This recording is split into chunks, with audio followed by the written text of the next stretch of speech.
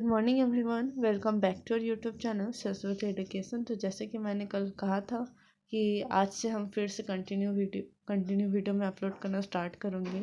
यानी कि आज से पढ़ाई जो है वापस पहले की तरह कंटिन्यू होगा और आप सबको बहुत ही फोकस के साथ फिर से स्टार्ट करना है सब कुछ। बीच में देखिए थोड़ा गैप हो गया था। एक्चुअली क्या हुआ था ना कि अभी सारे बोर्ड्स के एग्ज़ाम्स चल रहे हैं, तो उसी वजह से ऑफलाइन स्टूडेंट्स के एग्ज़ाम की वजह से मैं थोड़ी बिज़ी हो गई थी। शेड्यूल थोड़ा बिज़ी चल रहा था, इसलिए वीडियो अपलोड करने का टाइम नहीं मिल रहा था। बट आज से हम दोबारा से उससे पहले की जैसे विथ फुल कंसंट्रेशन हम पढ़ेंगे और आपको एक एक चीज़ को बहुत ध्यान से सुनना है। तो चलिए स्टार्ट करते हैं। सबसे पहला जो हम देखेंगे वो देखेंगे postulates of kinetic theory of matter. अब ये काइनेटिक थ्योरी ऑफ मैटर क्या है? ये जो जितने भी मैटर्स हैं उनके बारे में ये एक्सप्लेन करता है। ठीक है, तो चलिए देखते हैं postulates of kinetic theory of matter. Number one is matter is composed of very small particles called atoms और मॉलिक्यूल्स। देखिए ये तो हम सभी जानते हैं, हमने स्टार्टिंग में ही पढ़ा था कि जितने भी मैटर इस अर्थ पर या कहीं भी प्रेजेंट है वो किससे मिलके बने हुए, वो या तो एटम से मिलके बने हुए या तो मॉलिक्यूल से मिलके बने हुए। ये तो हमने बहुत स्टार्टिंग में ही पढ़ लिया था। Second one is the constituent particles of a kind of matter are identical in all respects। अब देखिए होमोजेनस और हेट्रोजेनस में मैंने आपको बताया था कि जो सेम टाइप के मैटर्स होते हैं ना, मतलब जो मैटर कोई भी एक मैटर हुआ उसमें जितने भी मॉलिक्यूल्स होते हैं वो सब क्या होते हैं, सेम टाइप के होते हैं अगर वो होमोजेनस होगा इन नेचर। ठीक है, आइडेंटिकल होते हैं यानी कि सेम होता है। These particles have spaces between them which is known as interparticular space और intermolecular space।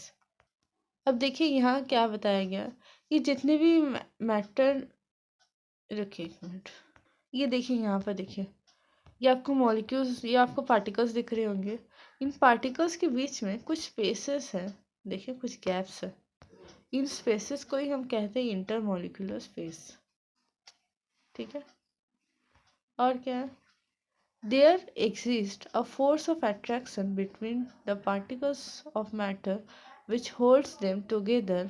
This force of attraction is known as interparticular force of attraction or intermolecular force of attraction। यहाँ देखिए,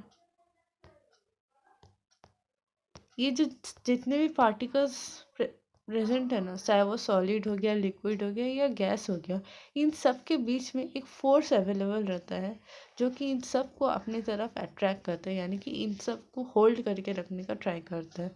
उस force of attraction को हम कहते हैं intermolecular force of attraction.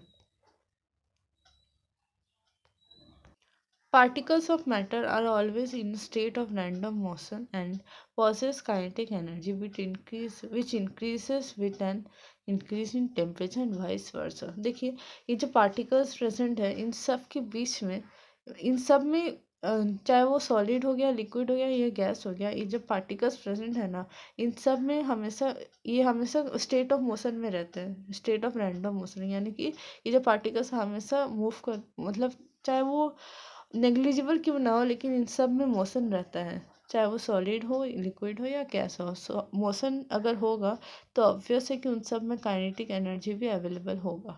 तो इन सब में ये सब हमेशा स्टेट ऑफ रैंडम मोशन में रहते हैं और प्रोसेस करते हैं काइनेटिक एनर्जी।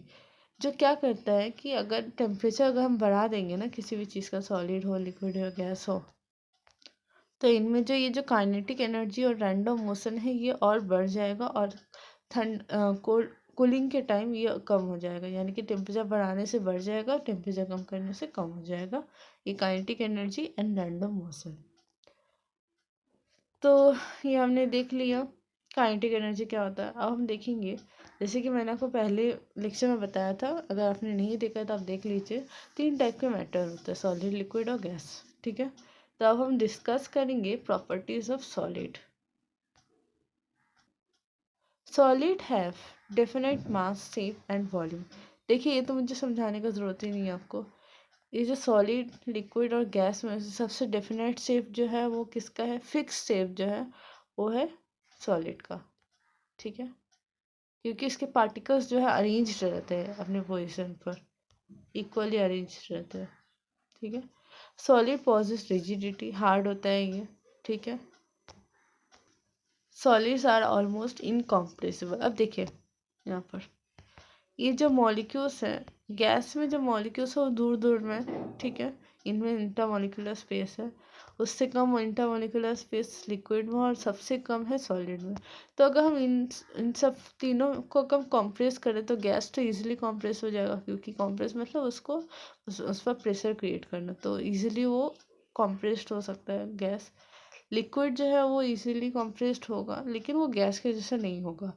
और जो सबसे कम कॉम्प्रेस होगा इन तीनों में से वो है सॉलिड, क्योंकि इसमें तो ऑलरेडी स्पेस ही नहीं है ना कॉम्प्रेस होने के लिए। कॉम्प्रेस करने के लिए तो इसमें स्पेस होना भी ज़रूरी है। अगर इसमें स्पेस ही नहीं रहेगा तो कॉम्प्रेस कैसे होगा। तो इन तीनों में से जो सॉलिड है वो सबसे इनकॉम्प्रेसिबल है, ठीक है।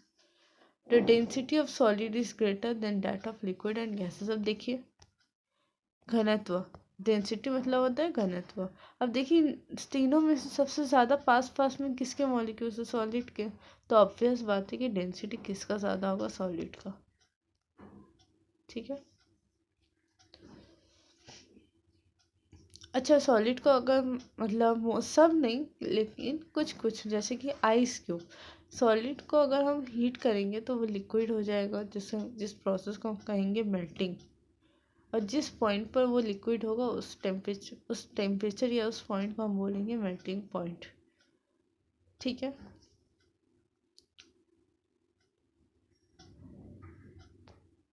देखिए सारे सॉलिड्स लिक्विड नहीं होते मेल्ट करने पर, कुछ कुछ होते हैं।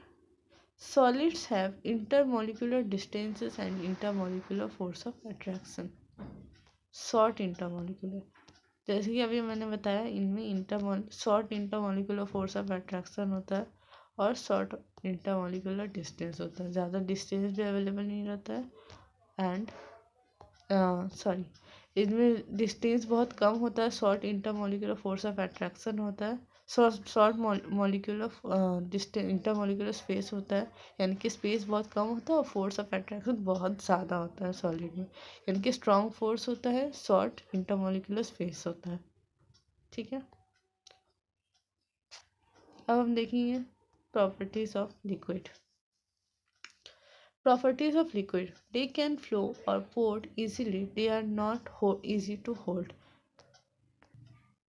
जैसे कि अभी मैंने बताया कि लिक्विड के जो पार्टिकल्स होते हैं वो दूर दूर में होते हैं, सॉलिड से थोड़ा ज़्यादा स्पेस इनमें होता है, तो इनको होल्ड करना इजी नहीं होता, क्योंकि इनके पार्टिकल्स के पास स्पेस होता है कि वो किसी भी डायरेक्शन में जा सकते हैं, तो आप इनको होल्ड करना आपके लिए ईजी नहीं होगा, ठीक है। इनको हम किसी भी शेप में इनको हम चेंज कर सकते हैं, यानी कि जिस भी कंटेनर में हम इनको फिल करेंगे ये उसी शेप में आ जाएगा।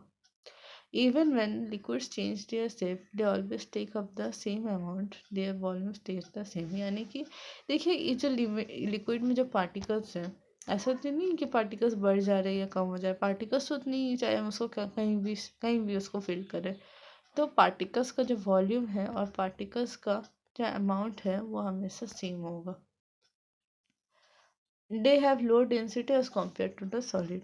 देखिए सॉलिड में मॉलिक्यूल्स एकदम पास पास हो, तो सबसे ज़्यादा सॉलिड में डेंसिटी होगा, उससे कम डेंसिटी किस में होगा, लिक्विड में, और सबसे कम होगा गैस में, ठीक है।